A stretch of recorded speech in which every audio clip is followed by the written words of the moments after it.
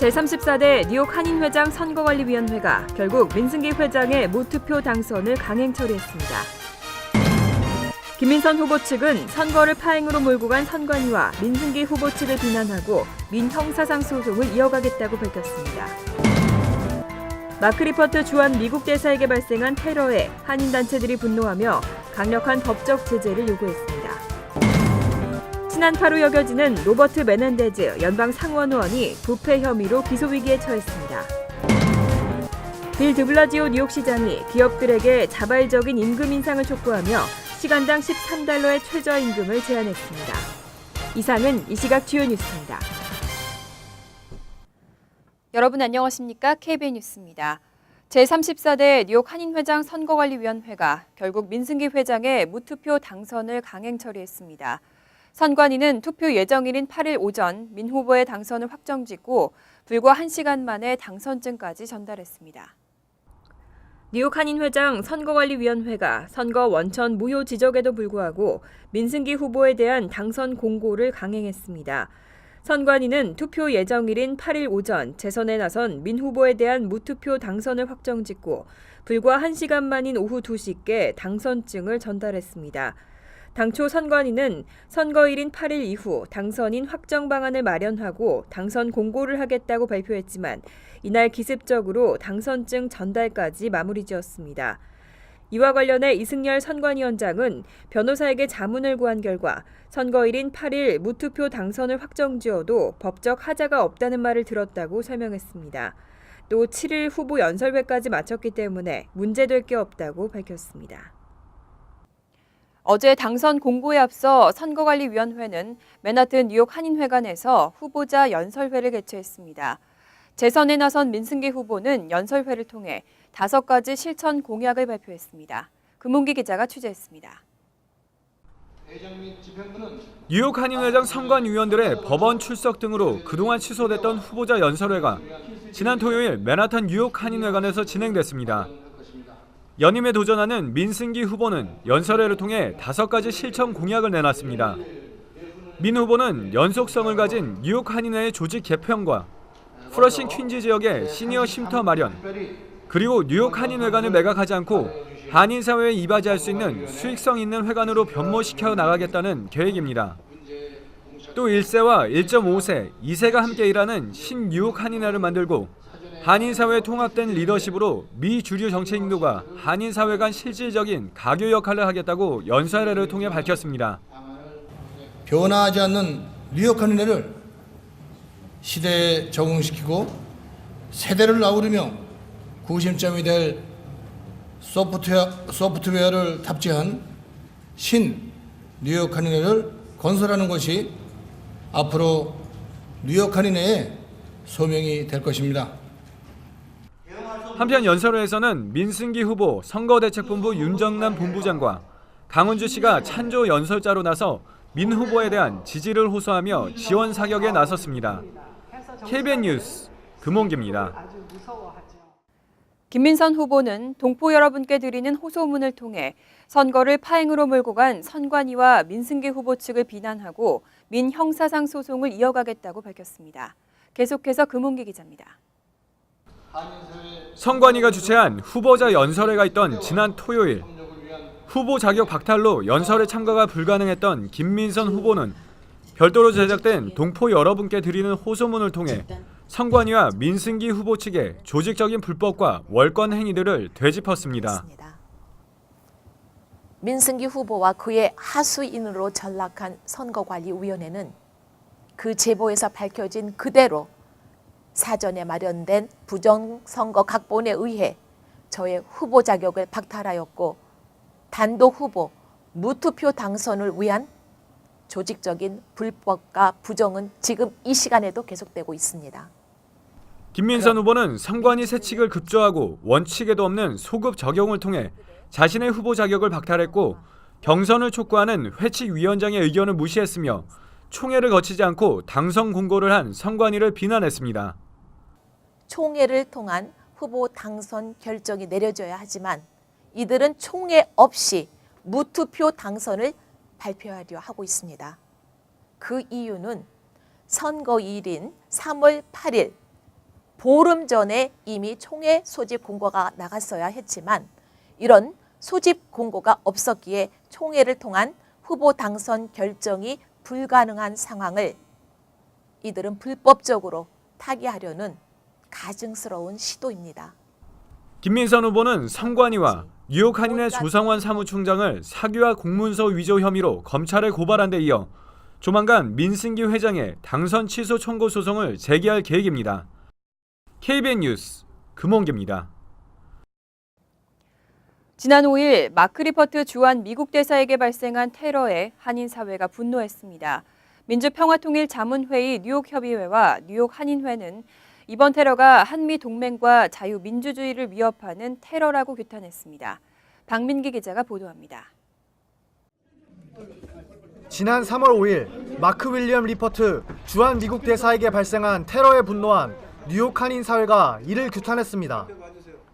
지난 금요일 기자회견을 가진 민주평화통일자문회의 뉴욕협의회는 이번 테러는 한미동맹과 자유민주주의를 위협하는 사상 초유의 테러라며 강력한 법적 제재를 요구했습니다.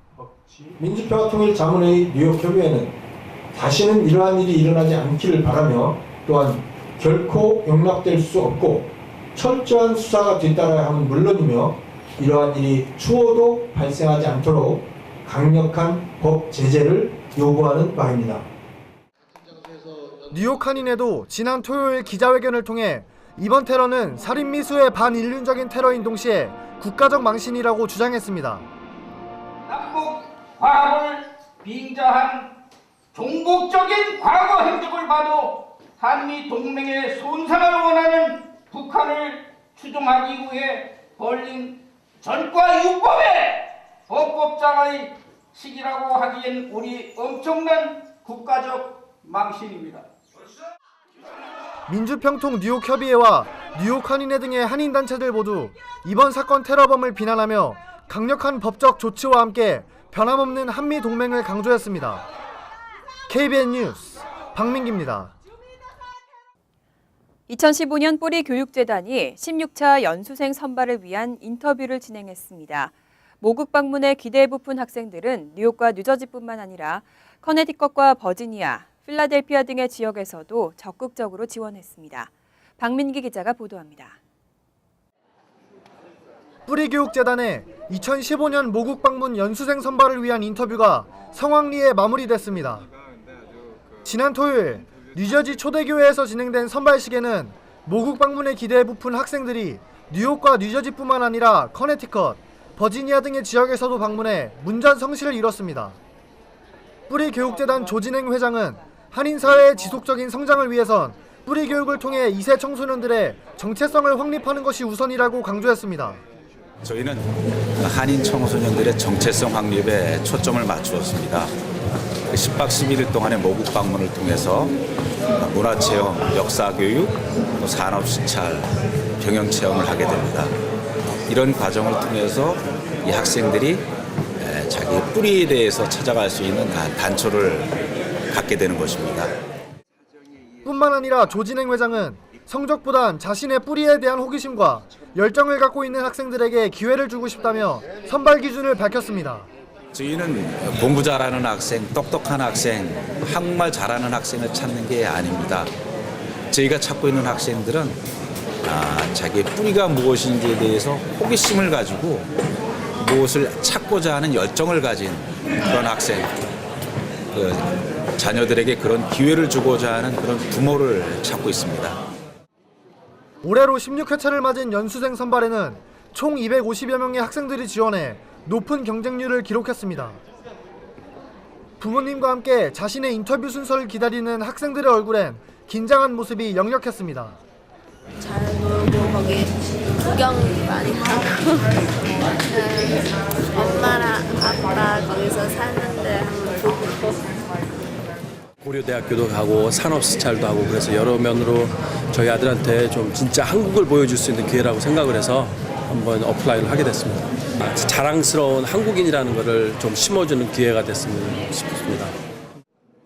인터뷰를 통해 선발되는 70명의 학생들은 오는 7월 6일부터 17일까지 고려대학교 세종 캠퍼스에서 한국 문화체험, 역사교육, 병영 체험 등의 경험을 하게 됩니다. KBN 뉴스 박민기입니다. 친한파로 여겨지는 로버트 메넨데즈 연방 상원 의원이 부패 혐의로 기소 위기에 처했습니다. 메넨데즈 의원은 정치적 후원자로부터 부적절한 향응을 받고 또 이 후원자와 정부 간의 소송에서 정치적 압력을 행사했다는 혐의를 받고 있습니다. 에릭 가너 법무장관은 로버트 메넨데스 연방 상원의원을 상대로 한 연방검찰의 기소 요청에 서명을 마치고 곧 공식 발표할 것으로 알려졌습니다. 2013년부터 연방수사국과 검찰 등은 지난 2010년 메넨데즈 의원이 정치적 후원자인 살로몬 멜겐이 제공한 항공편으로 수차례 도미니카 공화국을 방문하고 매춘부들과 파티를 하는 등 부적절한 향응을 받았다는 의혹에 대해 조사를 계속해왔습니다. 메넨데스 의원은 또 안과 전문의인 멜겐과 연방정부가 벌이고 있는 메디케어 과다 청구금 관련 소송에서 부적절한 정치적 압력을 행사했다는 혐의도 받고 있습니다.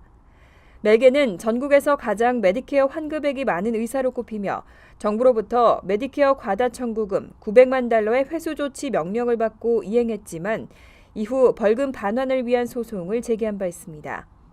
한편 메넨데즈 의원 측은 법무부의 기소 방침에 대해 메넨데즈 의원의 모든 행동은 정당하고 적법한 것이었다며 맞서고 있습니다. 지난 금요일 위스콘신주의 메디슨에서는 또 비무장 흑인이 백인 경관의 총격으로 사망했습니다. 역시 정당성 논란이 벌어지고 있는데요. 사건에 항의하는 흑인들의 시위가 이어지고 있습니다. 약 200여 명으로 추정되는 시위대는 8일 위스콘신주 메디슨 경찰서 앞에 모여 흑인의 생명도 소중하다는 등의 구호를 외쳤습니다. 사건 발생지인 메디슨의 윌리엄슨 스트리트 앞에도 비슷한 수의 시민이 모였고 일부는 백인 우월주의를 없애자는 등의 구호가 적힌 팻말을 들었습니다. 이번 시위는 지난 6일 밤 윌리엄슨 스트리트의 한 주택에서 19살 토니 로빈슨이 백인 경관 맥케니의 총격으로 숨진 데서 비롯됐습니다. 메디슨 경찰에 따르면 맥케니 경관은 흑인 남성이 난동을 벌인다는 신고를 받고 출동했고 소란이 발생한 집안에 진입하자 용의자가 경관을 공격해 총격을 가한 것으로 알려졌습니다. 경찰은 케니 경관도 부상당했다고 밝혔지만 구체적인 부상 정도는 공개하지 않았습니다. 한편 메디슨에서는 7일에도 위스콘신대 학생들을 비롯한 100여 명의 흑인들이 경찰서 앞에서 시위를 벌였습니다. 하지만 시위 과정에서 체포된 사람은 없는 것으로 알려졌습니다. 빌 드블라지오 뉴욕시장이 기업들에게 자발적인 최저임금 인상을 촉구했습니다. 앤드류 쿠오모 뉴욕시장은 11달러 50센트의 최저임금 인상 계획을 발표한 바 있는데요. 그보다 훨씬 높은 시간당 13달러 이상으로 인상해야 한다고 강조했습니다. 드블라지오 시장은 지난 5일 더 나은 뉴욕을 위한 협회 행사에 참석하고 뉴욕시 최저임금을 현행 8달러 75센트에서 시간당 13달러 이상으로 인상할 필요가 있다고 강조했습니다. 최근 앤드류 쿠오모 뉴욕 주지사는 뉴욕시의 최저임금을 11달러 50센트로 올릴 계획이라고 밝힌 바 있습니다. 이에 따라 사실상 13달러 인상이 힘들어지면서 드블라지오 시장은 행사에 참여한 기업들에게 자발적 인상을 촉구했습니다.